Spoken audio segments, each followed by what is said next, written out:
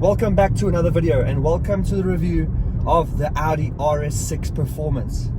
Now I'm going to title this as Dream Car Edition because this is one of my dream cars and I'm very fortunate to get the opportunity to drive it and have it for a week, spend some time with it, hoon it around, hear what it's like, feel what it feels like, and just purely enjoy how beautiful this car looks, especially because it's the Avant.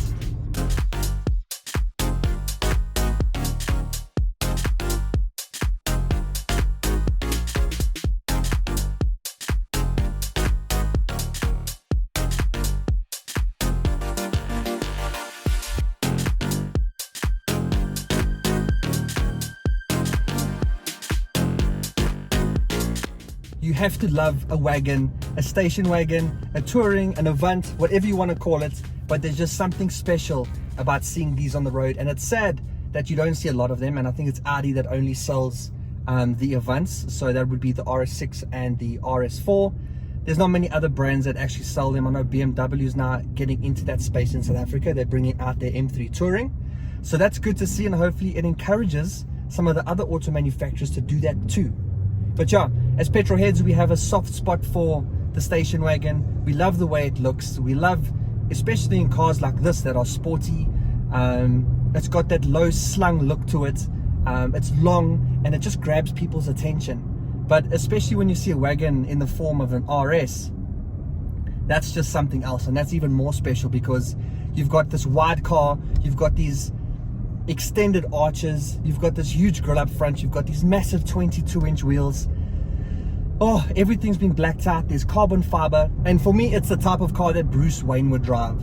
Yes, you probably think he'd drive an Urus or something like that, but for me, if he was a father, this is all about the practicality and everything that he needs. So you've got all of the space back there, he can throw all of his children's equipment, all of his weapons, everything that he needs, but still have the confidence to get to any situation as quickly as humanly possible. And that possibility is made possible by what's underneath the hood. And here you've got a twin turbocharged 4-liter V8 that puts out 463 kilowatts and 850 newton meters of torque, and it sounds proper. So yes, there is a soft limiter when you're sitting in park and revving.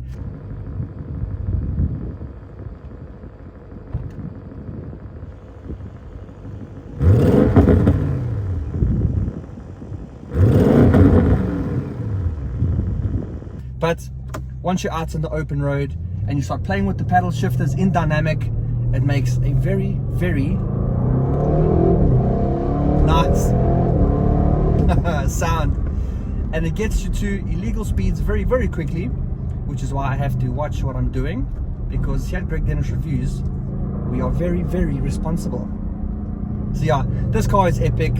It looks incredible. You've got all the practicality that you need.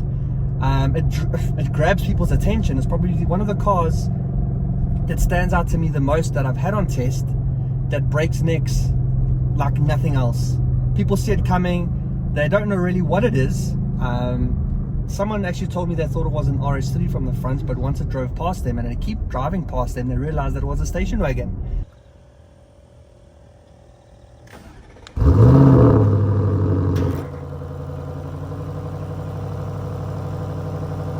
And with it being an RS model, you've got the ability to also change through the different drive modes. You can have it in comfort, you can have it in dynamic, but you've also got an RS button on the steering wheel, which is programmable.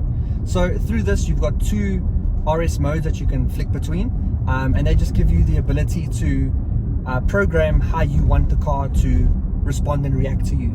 So you can have in RS1 everything as aggressive as possible, and then in RS2 you can do the same thing but make the suspension in comfort, which is always the preferred setting for me when I have the ability to individualize the drive.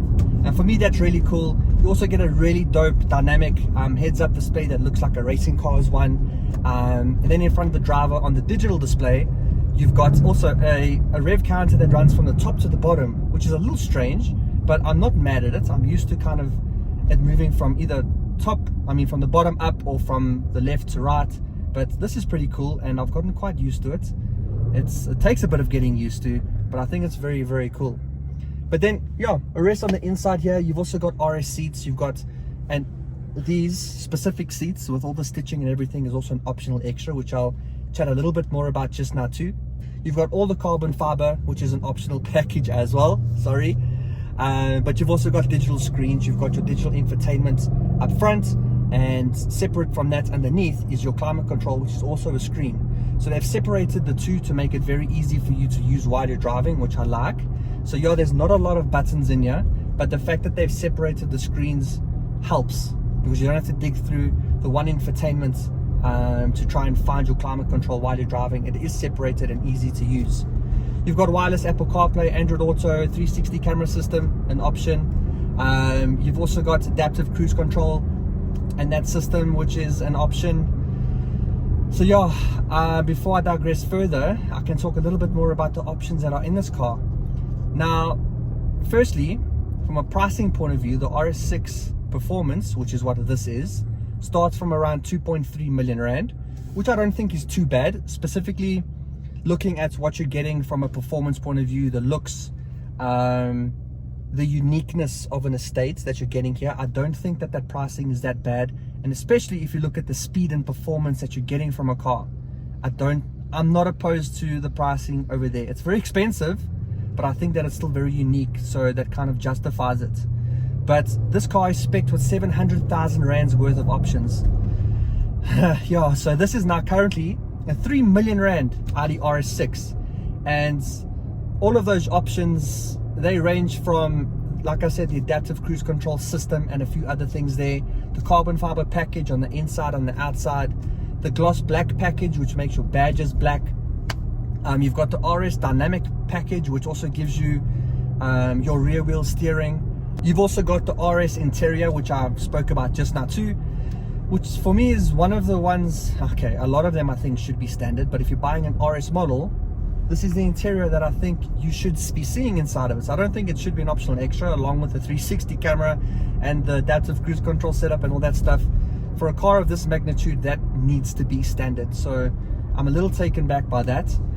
But the biggest option that was ticked on this car, which is holding me back a little, and excuse the pun, because that's the brakes. So this has been spec'd with the 200,000 rand carbon ceramic brakes, with the red calipers that are painted, and all of that is all still optional extras. But yeah, so 200,000 rand brake upgrade here, which is very cool if you're taking the car on track and you're getting them really heated up and stuff like that. But if you aren't and you're just driving it on the day-to-day, it does get a little bit annoying, because if the brakes aren't hot enough, they tend to squeak and creak a lot. So you lose a lot of street cred when you're pulling up to robots in this car, and before you've stopped, you're squeaking brakes all the way until you stop, and people are looking at the car wondering, why is this brake squeaking? And you've got to explain to them that it's these expensive brakes that make noises. And so yeah, that's a, there you can hear them, but I'll overlay a couple more sounds that I've found.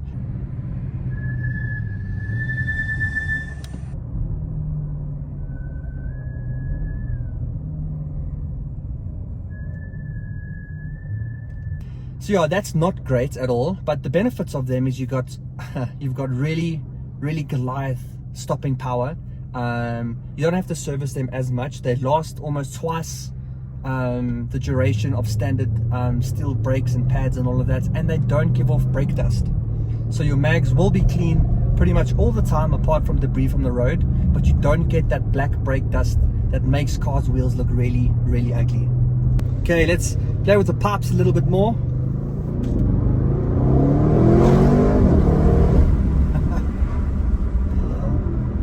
And in dynamic mode, the way that the gear shifts are incredibly quick. When you're slowing down, that also does the downshifting and gives you some pops and bangs. Now, this isn't an overly loud car, but I think it's very understated. But that goes, I think, with a lot of the interior and just the way that Audi is. It's not a big screaming out there brand, but I think it's one of those cars that you know what you're driving, and those that know what you've got can appreciate it. So this isn't very loud, but I think that it's the appropriate amount of loudness for you to appreciate, because you get that deep roar from the V8, which just makes the driving experience very enjoyable. I absolutely love it. Just going through the gears, it makes a very, very nice sound. Ooh.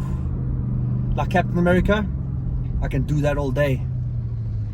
That was a very bad impression, and I apologize for that.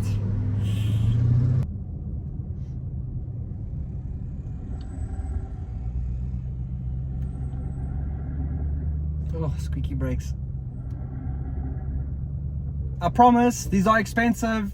And then in terms of fuel consumption, a lot of people keep asking me in the comments of my other social media videos, what's the fuel consumption like? Is it heavy on fuel? I mean, I'm not even going to get into that. If you're buying an Audi RS6 with a 4-litre twin turbocharged V8, just stop there. If you're asking about fuel consumption, this is the wrong car for you. I was averaging about 18 while hauling ass. It's gone up to over 20 before. It drops to about 16 when I was on the highway. So it varies, but it's very, very high. But I don't think that's something you need to be looking at or worrying about with this car. I think that's just a silly question. But I love the overall versatility of this. The space you've got, the amount of noise that it makes, how comfortable this is. I love the build quality inside of an Audi. Like I said, it's very understated. It looks very nice. It's well put together. It looks good. And being in an estate, I think it just stands out and is very, very unique. And then to talk a little bit around the practicality inside the car here. So I've got a lot of legroom. You can adjust the seats however you want to. They've got memory function. They're heated. They're cooled. You've got a little storage bin underneath the arm here where you can also charge your phone wirelessly. There's USB chargers around the car. The door bins are actually quite small, which is a little bit of a shock. But you've also got an okay size cubby hole. In the back for your passengers, you've also got USB-C, and they've got their own separated digital climate control that's dual. So each passenger can also have and set their own temperatures to what they enjoy the most. But one of my favorite things about the rear is how those seats are set up. They look like two individual sport seats, just the way that they're designed, although I know they're not, but I think that it still looks very, very cool. And then looking into more detail around the boot, you've got an automatic tailgate that can also, I mean, once it's open, you have a massive cavity to lug around, store, and throw as much stuff as you want into the back there because it's a station wagon. And putting the seats down only makes that space even bigger. Put into dynamic. Oh, I can just do it right there. Drop a gear.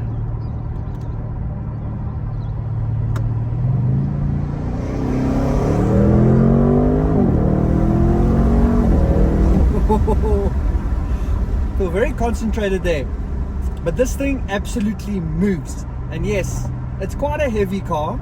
I'll put the weight on screen now so you can see, but it's still got a lot of power. And trust me, see, I just got washed and now my windows are like that, but it's got a lot of power, and you absolutely feel everything when you put your foot down.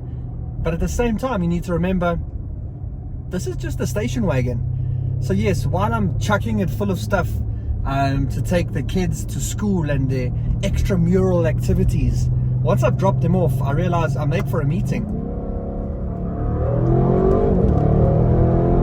I'm definitely going to get there on time.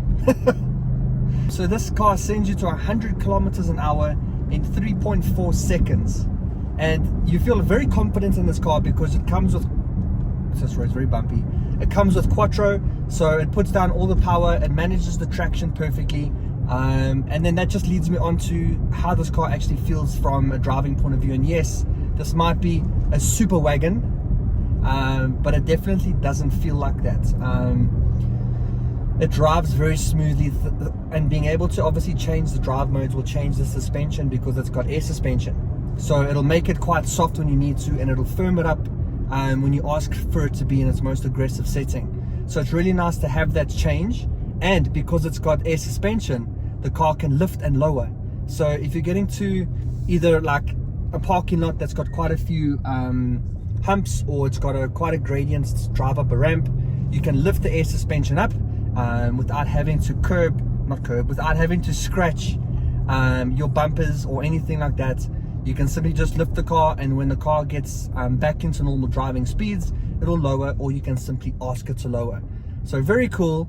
And I love that it just gives the car extra usability, versatility, and makes it a lot more practical. Now, if you're in the market for an Audi RS6 or any Audi for that matter, go check one out on changecars.co.za. They're a website that sells new and used cars, but the best thing about them is that they vet and check every single dealership that sells cars on their website, so they know exactly who they are and what they're selling, because Change Cars prides themselves on good quality vehicles. The other great thing about Change Cars is that they're also a hub for everything automotive. So you can go there and watch car reviews, you can read articles, you can even do financial things like going to see what you can afford per month through their finance calculator. And if you find a quote for a car that's being sold from a dealer that's not on Change Cars website, bring it to them, and not only will they match that quote, but they'll beat it too. So go check out changecars.co.za. They're also a proud partner of Greg Dennis Reviews. And then onto the verdict in the form of my GDR test. Should you get it, should you drive it, or should you remove it from the list of cars that you're looking at? Now, if you haven't picked it up from the rest of this video, definitely go and get it.